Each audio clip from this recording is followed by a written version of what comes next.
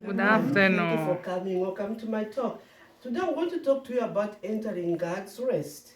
And I'll begin quoting Hebrews chapter 3, verses 15 to 18. And it reads, "Today, if you should hear his voice, harden not your hearts as at the revolt." Now, who are those people who revolted when they heard the voice of the Lord? Was it not, whom Moses had led out of Egypt? With whom was God angry for 40 years? To whom but to the disobedient did he swear that they would never enter into his rest? End of quote. Disobedient did he swear that they would never enter into his rest. The disobedient failed to enter into God's rest. Verse 11 says, "Thus I saw in my anger, they shall never enter into my rest." Now, what has this got to do with us? Let's look at what's going on all around us today with so much violence and terrorism.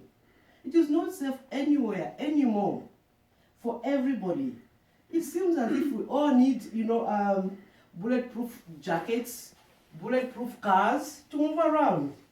The terrorists are a threat to everybody. Any bona fide citizen in any nation. It's everyone's concern. People are running away for their safety.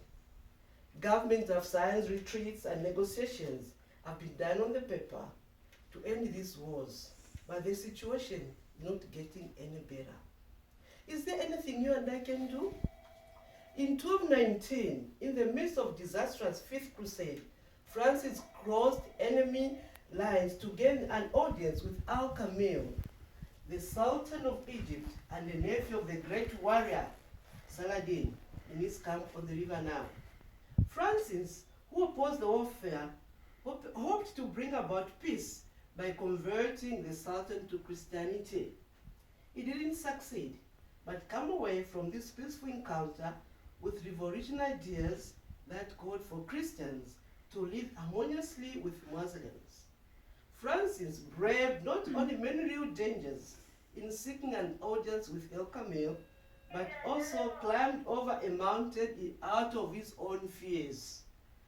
And how did Francis do it? Francis heard God's voice and entered into God's peace. Resting in God's brings about peace, peace that the world cannot give us, peace that drives out fear, and which made Francis, with no weapon or protection, ventured into enemy territory and offered peace to the warring Sultan.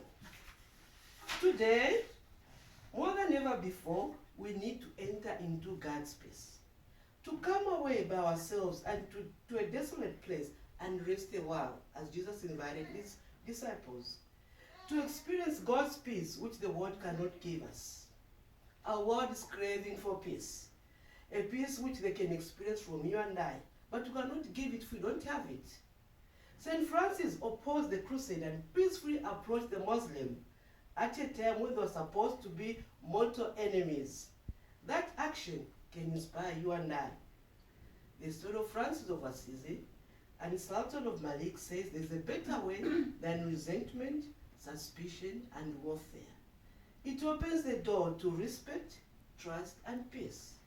It needs to be told again. Thank you very much for coming. You're welcome. Good job.